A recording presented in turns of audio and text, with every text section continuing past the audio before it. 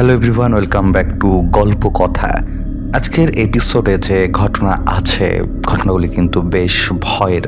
তবে ঘটনায় যাওয়ার আগে বলতে চাই যে যারা যারা এখন অবধি গল্প কথাকে সাবস্ক্রাইব করোনি, অবশ্যই কিন্তু গল্প কথাকে সাবস্ক্রাইব করে গল্প কথার পাশে থাকো। এবং যারা রেগুলার ঘটনা শুনছো তাদেরকে বলবো ঘটনা কেমন লাগছে অবশ্যই কিন্তু লাইক আর কমেন্ট করতে জানিও।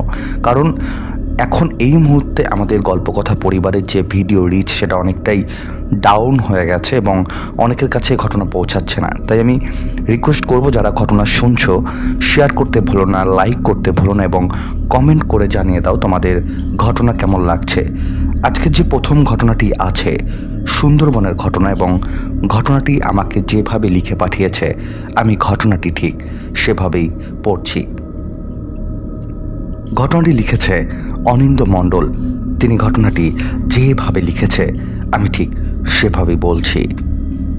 সেবার অফিসের একটা গুরুত্বপূর্ণ কাজের জন্য আমাকে সুন্দরবন যেতে হয়েছিল, কিন্তু আমি আগে থেকে হোটেল বুক করে রাখিনি বলে সেখানে বিপদে পড়তে হয় একটা বিরাট সমস্যায়। কোনো হোটেলেই থাকার মতো রুম পেলাম না।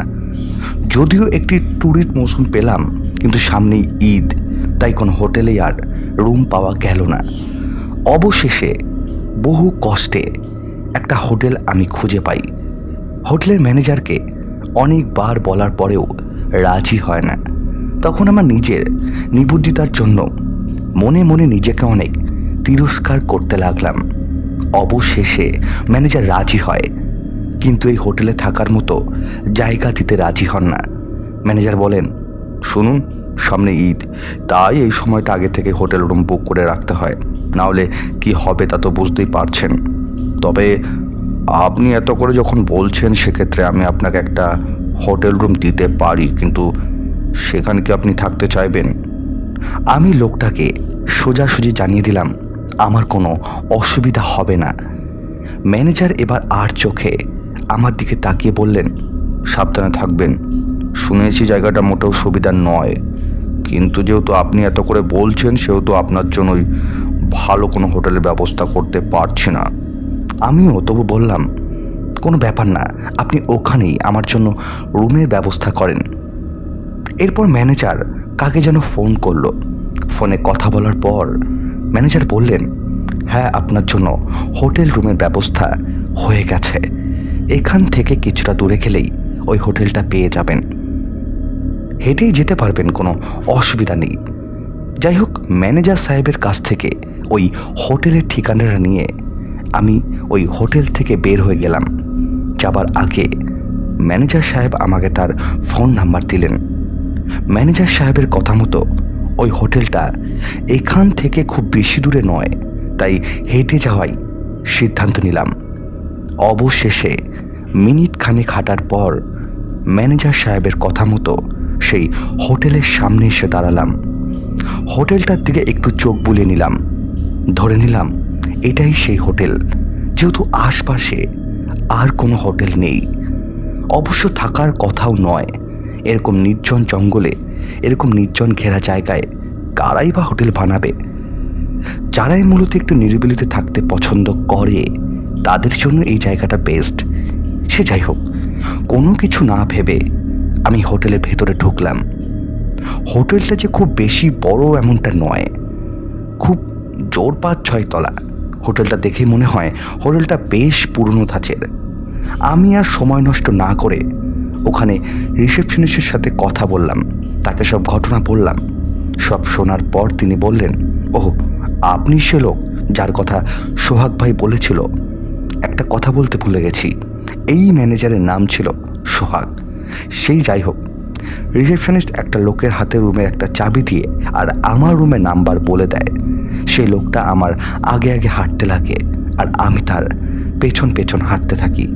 যেহেতু সুন্দরবন এলাকা, চারিপাশটা কেমন জানি গা ছমছমে ব্যাপার এই সন্ধ্যের দিকে। এরপর সিঁড়ি পেয়ে ওপরে উঠতে হয়।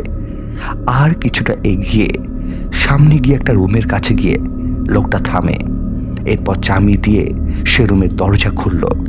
আমি তার পেছন পেছন রুমে ঢুকলাম। আমাকে দেখে সে বলল, পছন্দ হয়েছে তো রুমটা? এখানে সব কিছুই আছে, তবে আপনার যদি কোনো সমস্যা না হয় তাহলে। এটুকু বলেই লোকটা থামল। এরপর হাতের ইশারায় একটা টেলিফোন আমাকে দেখিয়ে দিয়ে বলল, তাহলে এই টেলিফোন একটা ডায়াল করবেন, তাহলেই হবে। কিন্তু নাম্বারটা তো বলে যান। লোকটা একটু থেমে বললেন, 2085 এই নাম্বারে কল করবেন, এটা আমাদের সার্ভিস নাম্বার। এটা বলেই লোকটা রুম থেকে বের হয়ে যাচ্ছিল।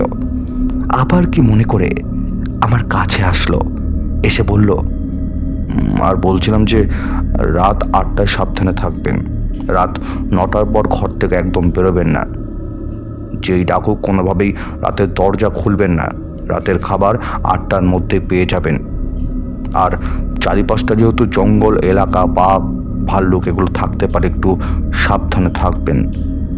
এই বলেই লোকটি চলে গেল। এরপর দুপুর গড়িয়ে বিকেল নামলো। দুপুরে খাবারটা এই হোটেলে থেকে খেয়ে নিয়েছি, বাইরে আর যাইনি। যেহেতু জঙ্গল এলাকা, সন্ধে আর দুপুরের মধ্যে পার্থক্যটা সেরকম বোঝা যায় না।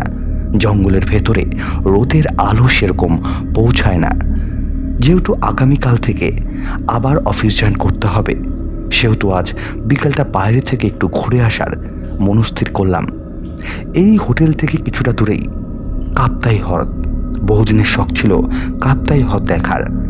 আজ স্বপ্নটা পূরণ করতে চলেছে, এই ভেবেই মনের ভেতর একটি অনুভূতি কাজ করছে।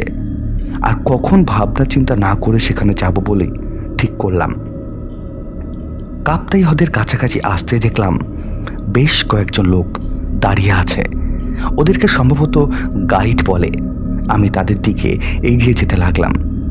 আমাকে তাদের কাছে আসতে দেখে একজন আমার দিকে এগিয়ে আসলো, এসে বলল, স্যার কাপ্তাই হ্রদ দেখতে যাবেন বুঝি? আমি আপনাকে পুরো জায়গাটা ঘুরিয়ে দেখাবো, আপনি চলুন আমার সাথে। ওখানে থাকা ওই লোকগুলোর একজন বলল, না না, উনি আমার সাথে যাবেন। তার পাশে থাকা আর এক লোক বলল, আরে না, তা কি করে হয়, স্যার আপনি আমার সাথে আসুন। আমি তো দেখি ভারী মুশকিলে পড়ে যাই। এরা তো এতক্ষণ রীতিমতো ঝড়কা করছে। এদের কোনো রকম থামিয়ে আমি একাই যাওয়া স্থির করলাম এবং আর কোনো কথা না শুনে একাই হাঁটতে শুরু করলাম। কিন্তু ওই হ্রদের ওপর সেতু দিয়ে কিছু দূরে গিয়ে আবার ফিরে আসতে চাইলাম, কারণ আর দূরে যাওয়ার উপায় নেই। পথ তো চিনি না, এটাই সমস্যা। তাই আবার ফিরে আসতে লাগলাম।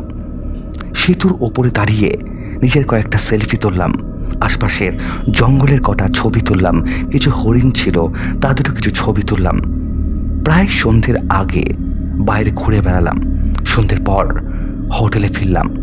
চারিপাশ কেমন যেন নিঝুম, বন্য প্রাণীর শব্দ শুধু কানে আসছে। এরপর নিচের রুমে এসে শার্টটা খুলে হ্যাঙ্গারে ঝুলিয়ে রাখলাম। ব্যাগ থেকে একটা গল্পের বই নিয়ে পড়তে লাগলাম। কিন্তু কিছুক্ষণ পর আর সেটাও ভালো লাগতে লাগলো না। তাই ব্যালকনিতে কিছুক্ষণ বসে রাতের আকাশ এবং বন জঙ্গল দেখতে লাগলাম। যাই হোক, রাত 8টা নাগাদ হোটেলের স্টাফ রুমে এসে খাবার দিয়ে গেল। আমি খাবারটা খেয়ে ল্যাপটপে অফিসের কিছু কাজ করছিলাম। কাজ করতে করতে কখন যে রাত 9টা বেজে গেল খেয়াল করিনি। দেওয়াল ঘড়িতে তাকিয়ে দেখি রাত বরাবর 9টা বাজে। তখনই ওই লোকটার কথা মনে পড়ল। লোকটা বলেছিল রাত 9টার পর যেন ঘর থেকে না বেরোই। মনে তখন একটাই জেদ চেপে গিয়েছিল, রাত 9টার পর কি হয় আজ দেখব। মনে মনে ভেবেছি হয়তো বন্য জীবজন্তু আছে, তাই হয়তো এই কথা বলেছে। এই ভেবে কিছুক্ষণ বসে থাকলাম। এরপর ঘড়ির কাঁটায় যখন 9:26 ছুঁই ছুঁই, তখনই রুম থেকে বেরোনোর সিদ্ধান্ত নিলাম। রুম থেকে বের হয়ে কিছুটা দূর হাঁটতেই লাগলাম। এমন সময় মনে হলো হোটেলের ওপর তলায় যাওয়ার সিঁড়ি দিয়ে কে যেন বারবার ওঠানামা করছে, কিন্তু আমি সেখানে গিয়ে কাউকেই দেখতে পেলাম না। বিষয়টা খুব অদ্ভুত লাগলো। এরপর সিঁড়ি বেয়ে উপরে উঠতে লাগলাম। বেশ খানিকটা ওঠার পর আমার মনে হলো কেউ যেন আমার পেছনে দাঁড়িয়ে আছে। এরপর আমি পেছন ফিরতেই কাউকে দেখতে পেলাম না। যাই হোক, তা সত্ত্বেও আমি ওপরে ওঠার সিদ্ধান্ত নিলাম। ওপরতলায় ওঠার জন্য সিঁড়িতে আরও কদম পা এগিয়েছি। এমন সময় শুনতে পাই ওপরতলার কোনো একটা রুম থেকে কেউ যেন খিলখিল করে হাসছে। ওই হাসি শুনলে যে কারোরই গায়ের রক্ত ঠান্ডা হয়ে যাবে। আমার অলরেডি তখন গায়ের লোম দাঁড়িয়ে গেছে ওই হাসির আওয়াজ শুনে। ঠিক তখনই মনে হলো ওপরতলাতেও অনেকগুলো রুম আছে, হয়তো সেখানেও কেউ রুম ভাড়া নিয়ে থাকছে, হয়তো সেই হাসছিল। কিন্তু একটা প্রশ্ন মনে থেকেই যায়, এত রাতে কেই বা এত বিদকুটু সুরে হাসবে? তারপরেও মনের সব চিন্তা তত দূর করে আমি আবারও ওপরে উঠতে লাগলাম এবং অবশেষে আমি ওপরতলায় চলে আসলাম। এরপর আমি ওই ঘরটা খুঁজতে লাগলাম যে ঘর থেকে ওই অদ্ভুত হাসিটা আসছিল। কিন্তু আমি ওপরে আসার পর থেকেই হাসির শব্দ গায়েব, যেন আর কোনো হাসির শব্দ নেই, কখনো কিছু ছিলও না। এরপর আমি যা দেখলাম তা দেখে আমার মতো অনেকেরই হয়তো চমকে যাওয়ার কথা। আমি দেখলাম ওখানকার সবগুলো রুমেই তালা লাগানো, অর্থাৎ বাইরে থেকে যারা থাকতে আসে তাদের জন্য নিচের রুমগুলোই আছে, কিন্তু ওপরের রুমগুলো কোনো একটা কারণে দীর্ঘদিন ধরে বন্ধ। অন্তত ওই রুমগুলোর তালাগুলো দেখলেই বোঝা যায়। মনের মধ্যে তখন একটা অজানা আশঙ্কা দানা বাঁধতে থাকে। আমার ষষ্ঠ ইন্দ্রিয় তখন বলছে, এখানে কিছু ঠিক মনে হচ্ছে না, এখানে থাকলে যে কোনো মুহূর্তে একটা বিপদ হতে পারে, তাই এখান থেকে পালিয়ে যাওয়াই উত্থান হবে। এটা ভেবে আমি সেই ফিরে যাওয়ার জন্য পা বাড়াবো। ঠিক তখনই আমি ওপরতলা থেকে খিলখিল করা হাসির আওয়াজ শুনতে পেলাম। মুহূর্তেই যেন আমার পা কয়েক মণ ভারী হয়ে গেল। আমি কি করব বুঝতে পারছিলাম না। আমি যেন নিজের পা দুটো কোনোভাবেই নাড়াতে পারছি না। এরপর শুনতে পেলাম ভয়ানক এক আত্মচিৎকার। কি অপার্থিক সেই চিৎকার! মনে মনে সৃষ্টিকর্তাকে ডাকতে লাগলাম। এরপর নিজের শরীর সমস্ত শক্তি জড়ো করে নিজের যাওয়ার সিঁড়ি লক্ষ্য করে দৌড়ের বেগে নিচে নামতে লাগলাম। নামার সময় আবারও সেই ভয়ানক হাসির শব্দ শুনতে পেলাম। মনে মনে প্রচণ্ড ভয় হতে থাকে। নিচে নেমে নিজের রুমটা খুঁজে রুমে ঢুকে গেলাম। আমার গা হাত পা তখন কাঁপছে। মনের মধ্যে থেকে সব চিন্তা দূর করে বিছানায় গা এলিয়ে দিলাম, কিন্তু ঘুম যেন আসছেই না, অবশ্য আসার কথাও না। এরকম একটা ঘটনা ঘটার পর ঘুম না আসারই কথা। এভাবেই আকাশ পাতাল ভাবতে ভাবতে আমি ঘুমিয়ে যাই। ঘুম ভাঙল সকাল 8টায়। ঘুম ভাঙার পর চোখ খুলে দেওয়াল ঘড়ির দিকে তাকিয়ে দেখলাম বরাবর 8টা বাজে। ফোনটা ওপেন করে দেখি অফিসের বস অলরেডি 7টা কল দিয়েছে। দেখে তো আমার চোখ বড় বড় হয়ে গেল। এখন কল ব্যাক করলে না জানি আরও কত কথা শুনতে হবে। তাই ওয়াশরুমে গেলাম। হাত মুখ ধুয়ে গোসল করে জামা কাপড় পরে অফিসে যাওয়ার জন্য রেডি হলাম। এরপর বসকে কল ব্যাক করলাম এবং বসের ঝাড়ি খাওয়ার জন্য প্রস্তুত হয়ে গেলাম। যা ভাবলাম একদম তাই। আমি কল না ধরায় ইচ্ছা মতো ঝাড়ি দিল আমাকে। তারপর কোনো রকম বসকে বুঝিয়ে সুঝিয়ে ঠান্ডা করলাম। ভয়ে আছি বস না আমার আবার চাকরি খেয়ে নেয়। এখানে আছি 3-4 দিন। এরই মধ্যে অফিস থেকে যে কাজের জন্য আমাকে পাঠানো হয়েছে তা শেষ করে ফেলতে হবে, আর এজন্যই এখানে কোনো বাসা ভাড়া নেইনি। এভাবেই সারাদিন কাজের চাপে গতকাল রাতের ঘটনা ভুলেই গেলাম। বিকেলের মধ্যে কাজ শেষ করে আবার হোটেলে ফিরলাম, কিন্তু আজ আর বাইরে থেকে ঘুরে আসতে মন চাইল না। তাই একটা গল্পের বই নিয়ে পড়তে লাগলাম। এর মধ্যে আমি 1 কাপ চা অর্ডার করলাম। কিছুক্ষণ পর এক হোটেল স্টাফ এসে চা দিয়ে গেল। আমি চায়ের কাপে চুমুক দিতে দিতে বইটা পড়তে লাগলাম। আজকে সন্ধ্যের পর আর রুম থেকে বেরোলাম না। রাতে যা ঘটলো এরপর আর বাইরে যাওয়ার সাহস হলো না। কিন্তু আমি কি জানতাম বিপদ এভাবে আমার পেছনে পড়ে থাকবে, আমার ঘরে চলে আসবে। এরপর আমি শুয়ে পড়ি। তখন রাত প্রায় 9টা হবে। হঠাৎই ঘামতে থাকি। ঘরের ভেতরটা প্রচণ্ড গুমোট গরম হতে থাকে। ঠিক এমন সময় আমার মনে হয় বাথরুমের ভেতরে কেউ যেন আছে এবং সে খিলখিল করে হাসছে। আমি সাহস করে বিছানা থেকে উঠে বাথরুমে যাই। বাথরুমের দরজা খুলতেই দেখি বাথরুমের ভেতরে কেউ নেই। প্রচণ্ড ভয় পেয়ে যাই, কি করব বুঝতে পারি না। ঠিক এমন সময় আমার মনে হয় বিছানার খাটের তলাতে কেউ যেন আছে এবং সে আমার নাম ধরে বিড়বিড় করে যেন কিছু বলছে। এবার আমার প্রচণ্ড ভয় লাগতে শুরু করে। ঘরের আলোটা জ্বালিয়ে রাখি। বাইরে থেকে বাঘের গর্জন শুনতে পাই। এরকম একটা পরিবেশে কি করব আমি বুঝে উঠতে পারছিলাম না। সঙ্গে সঙ্গে স্টাফদের নেওয়া নাম্বারে ফোন করলাম। অনেকবার ফোন করার পরে তারপর ওরা ফোনটা রিসিভ করলো। তারপর ওদের সমস্ত ঘটনা খুলে বলি। তারপর একজন স্টাফ আমার রুমে আসে এবং তাকে আমি বলি আমার সাথে যা যা হয়ে গেছে। তখন সেই স্টাফ আমাকে বলে যে আপনাকে বারবার বলা সত্ত্বেও আপনি কেন রুমের বাইরে বেরিয়েছিলেন। তখন আমি জিজ্ঞাসা করি যে এই হোটেলে কি এমন হয়েছিল। তখন ওই স্টাফ যেটা বলে সেটা শোনার জন্য আমি মোটেও প্রস্তুত ছিলাম না। প্রায় 2 থেকে 3 বছর আগে একটা ফ্যামিলি এই সুন্দরবনে ঘুরতে এসেছিল এবং এই রিসোর্টেই ছিল। একদিন হঠাৎ এই একজন স্টাফ জানতে পারে যে ওপরের রুমের 3 নম্বর ঘরে তারা 3 জনই বিষ খেয়ে আত্মহত্যা করে। কেন করেছিল, কী কারণে করেছিল সেটা কেউ জানতে পারেনি। এরপরে ওপরতলায় যতজন লোক ঘুরতে এসছে তারা কেউই ওপরতলায় থাকতে পারেনি। এর জন্যই ওপরতলা তালা দেওয়া থাকে। এরপরে আমি ওই হোটেলে আর থাকিনি। পরের দিনই হোটেল থেকে চেক আউট করি। এটাই ছিল ঘটনা। আজকের প্রথম ঘটনাটা কিন্তু বেশ অদ্ভুত ছিল। তোমাদের কেমন লাগলো অবশ্যই কিন্তু কমেন্ট করে জানিয়ে দাও।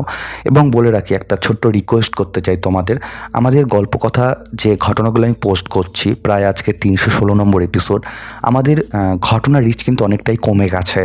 সাবস্ক্রাইবার অনুযায়ী আমাদের ঘটনাতে কিন্তু ভিউজ খুব কম পড়ছে। তাই যাদের যাদের কাছে ঘটনা যাচ্ছে না তারা কিন্তু সাবস্ক্রাইব করো এবং কমেন্ট করতে ভুলো না। কারণ তোমরা যদি কমেন্টটা লাইক না করো তাহলে কিন্তু তোমাদের কাছে ঘটনা পৌঁছাবে না। তাই আমি রিকোয়েস্ট করব তোমরা ঘটনা শোনার সাথে সাথে লাইক করো, কমেন্ট করো। তোমরা যদি লাইক আর কমেন্ট করো তাহলে আমার খুব ভালো লাগে, আরও গল্প তোমাদেরকে শোনাতে ইচ্ছা করে। এবং আমি সব সময় চেষ্টা করি তোমাদেরকে ঘটনা বলার। আমার যখন শরীর অসুস্থ থাকে বা গলায় কোনো প্রবলেম থাকে আমি তাও চেষ্টা করি তোমাদেরকে যাতে ঘটনা আমি সময় মতো দিতে পারি। এবং আমি আগের দিনে যে এপিসোডটা পোস্ট করেছি সেই এপিসোডটা অনেকেই শোনোনি, এবং যারা যারা শোনোনি তারা প্লিজ শুনে আসো এই ঘটনাটা শোনার পরে। ওই এপিসোডটাও বেশ ভয়ের, আশা করবো তোমাদের বেশ ভয় লাগবে, বগুড়ার ঘটনা। তো চলে যাচ্ছি আজকের দ্বিতীয় ঘটনায়। আজকের দ্বিতীয় ঘটনাটাও বেশ অদ্ভুত এবং দ্বিতীয় ঘটনাটাও কিন্তু বেশ ভয়ের, আশা করবো তোমাদের বেশ ভয় লাগবে। ঘটনাটি প্রায় অনেক বছর আগের ঘটনা। সেবার নতুন বাসা নিয়েছিলাম শহর থেকে বেশ কিছুটা দূরে। বাসাটার খোঁজ দিয়েছিল আমার এক বন্ধু, যে বেতনে চাকরি করি। ওই বেতনে শহরে ভালো কোনো বাসা পাওয়া যায় না, আর যেগুলো পেয়েছি সেগুলো মনের মতো নয়। তাই একদিন আমার বন্ধু আমাকে একটা বাসার ঠিকানা দিল। বাসাটার নাম শান্তির নীড়। কিন্তু শান্তির নীড়ে কীরকম শান্তি আছে তা বোঝা গেল বাসায় মাসখানেক থাকার পর। দিনটা ছিল সোমবার। রাতের খাবার খেয়ে আমি তখন গভীর নিদ্রায় আচ্ছন্ন। রাত তখন আনুমানিক 1:30 কি 2টা হবে। হঠাৎ কি যেন আমার ঘুমটা ভেঙে গেল। ঘুম ভেঙে যাওয়ার সঙ্গে সঙ্গে আমার চোখ গেল সরাসরি সিলিং ফ্যানের দিকে। এখন শীতকাল, তাই ফ্যান সবসময় বন্ধই থাকে। আমি দেখলাম সিলিং ফ্যানটা বেশ জোরে জোরে নড়ছে, যেন কেউ ওই সিলিং ফ্যানের ওপর ভর করে বসে আছে। আরও ভালো করে লক্ষ্য করে বুঝলাম আসলেই সিলিং ফ্যানের ওপরে কেউ একজন সত্যি সত্যিই বসে আছে। বেশ খানিকটা চমকে গিয়ে বললাম, কে ওখানে, কে? কোনো সাড়া নেই। ভয়ে আমার গলা শুকিয়ে কাঠ হয়ে গেল। কোনো রকমে বুকে সাহস নিয়ে আমি আবারও জিজ্ঞাসা করলাম, কে ওখানে? আমি বলছি, কে ওখানে? মুহূর্তের মধ্যেই সব চুপচাপ। এরপর আমার পাশে থাকা মোবাইল ফোনের ফ্ল্যাশটা অন করে সোজা ওই ফ্যানের দিকে আলো ফেললাম। কিন্তু কি অদ্ভুত, একটু আগে যেখানে কাউকে আমি ঝুলে থাকতে দেখলাম সেখানে কেউ নেই, আর ফ্যানটাও নড়া বন্ধ করে দিয়েছে। সে রাতে আমার আর ঘুম হলো না। এর ঠিক কিছুদিন পরের ঘটনা। সেদিন আমার অফিসে একটা গুরুত্বপূর্ণ মিটিং ছিল। অফিস থেকে সেদিন আসতে বেশ রাত হয়ে যায়। ফেরার পথে একটা হোটেলে খেয়ে আসি, যার কারণে রাতে আর রান্না নিয়ে দুশ্চিন্তা করতে হয়নি। কিন্তু ভাবিনি যে এর থেকে আরও বড় একটা ঘটনা আমার দুশ্চিন্তার কারণ হবে। অফিস থেকে রুমে এসে ঢুকেই যেই রুমের সুইচ চাপ দিয়ে লাইট অন করতে যাব, ঠিক তখনই আবার আমি সেই অদ্ভুত দেখতে জিনিসটি সিলিং ফ্যানের ওপর ঝুলে থাকতে দেখলাম। তবে ওই জিনিসটা আমার দিকে অদ্ভুতভাবে কিছুক্ষণ তাকিয়ে থাকলো। আমি দেখলাম ওই জিনিসটার চোখ দুটো চলছে। এরপর আমাকে দেখে বিশ্রী একটা হাসি দিয়ে জানালাটা লক্ষ্য করে একটা জোরে লাফ দিল। লাফ দিয়ে জানালা গলিয়ে বাইরে বেরিয়ে গেল। আমি ভয়ে সুইচ অন করে লাইট জ্বালালাম। দেখলাম আসলেই ওখানে জানালাটা খোলা আছে। কিন্তু আমার স্পষ্ট মনে আছে আমি অফিস যাওয়ার আগে দরজা জানালা ভালো করে আটকে গিয়েছিলাম। তারপরেও এরকমটা কিভাবে হয়? এরপর আমি ভাবতে থাকি। এরপর ভালো করে পুরো রুমটা চেক দিলাম। যেহেতু জানালা খোলা পাওয়া গেছে, তার মানে চোর বাসায় আসলেও আসতে পারে। কিছুক্ষণ পুরো ঘরটা খোঁজাখুঁজি করার পর বুঝতে পারলাম কোনো জিনিস বাসা থেকে খোয়া যায়নি। এটা ভেবে মনে একটা শান্তি পেলাম। কিন্তু পরক্ষণেই একটু আগে ঘটে যাওয়া ঘটনাটা মনে পড়তেই ভয়ে শিউরে উঠলাম। আমি ওপাশে জানালা আটকে যখনই ফিরে আসতে যাব, তখনই আমি শুনতে পেলাম জানালার ওপাশে কেউ যেন খিলখিল করে হাসছে। সে রাতটা কোনো মতে কেটে পার করলাম। পরের দিন বিকালে ওই ফ্ল্যাটের মালিককে জিজ্ঞাসা করলাম এই বাসা সম্পর্কে। প্রথমে উনি কিছু বলতে চাননি, কিন্তু আমার জোরাজুরির এক পর্যায়ে বলতে বাধ্য হলেন। বাড়ির মালিকের ভাষ্যমতে যেই রুমটা বর্তমানে আমি থাকি, ওই রুমটা ইনার ছোট ছেলে সাগরের ছিল। আজ প্রায় 10 বছর আগে বাবা মায়ের সাথে ঝগড়া করে বাসা থেকে বের হয়ে যায়। বেখেয়ালে রাস্তা পার হতে গিয়ে গাড়ি দুর্ঘটনার শিকার হয় এবং হাসপাতালে যাওয়ার পথেই মারা যায়। ছেলেকে হারিয়ে লোকটা এবং তার স্ত্রী পাগল প্রায় অবস্থা। তারপর কেটে যায় কয়েকটা বছর, সব কিছু আবার স্বাভাবিক হতে শুরু করে। কিন্তু সমস্যা দেখা দেয় ওই রুমটা নিয়ে। সাগরের মৃত্যুর কয়েক বছর পর ওই রুমে বাসা ভাড়া দিতে শুরু করলেন ওই বাড়ির মালিক। কিন্তু কেউই 2-1 দিনে বেশি ওখানে থাকতে পারেনি। যারাই ওখানে থাকতে গিয়েছে তাদের সাথেই খারাপ কিছু ঘটনা ঘটেছে। শেষে যারা রুমে থাকতে এসেছিল তারা 2 দিনের মাথায় ওই রুমটা ছেড়ে দেয়। তারা যাবার আগে বলে যায় ওই পুরো রুমটায় কোনো সমস্যা আছে। যাই হোক, বাসার মালিকের কাছ থেকে এই বাসাটা সম্পর্কে এত কিছু জানার পর আমি আর বাসায় থাকতে চাইলাম না। লোকটা আমাকে আটকানোর চেষ্টা করলো, কিন্তু পারলো না। তখনই আমার ব্যাগপত্র কোনো মতে গুছিয়ে বাসা থেকে বের হলাম। আমাকে বাসা থেকে বেরোতে দেখে গেটের কাছে থাকা দারোয়ান চেয়ার ছেড়ে উঠে দাঁড়িয়ে বললেন, আর স্যার চলে যাচ্ছেন? কিন্তু কি আর করার। এটুকু বলেই লোকটা বাসাটার দিকে তাকিয়ে একটা দীর্ঘ নিঃশ্বাস ছেড়ে বলল, এই বাসাটা অভিশপ্ত, কেউ এই বাসায় বেশি দিন থাকতে পারে না। এটুকু বলেই লোকটা থামলো। কিন্তু এরপর তিনি যা বললেন তা শুনে তার পায়ের তলা থেকে মাটি সরে গেল। তিনি বললেন, বাসাটা যা দুর্নাম, বাসার মালিকও এখানে থাকতে চায় না, সপ্তাহে মাঝে মধ্যে এখানে আসে।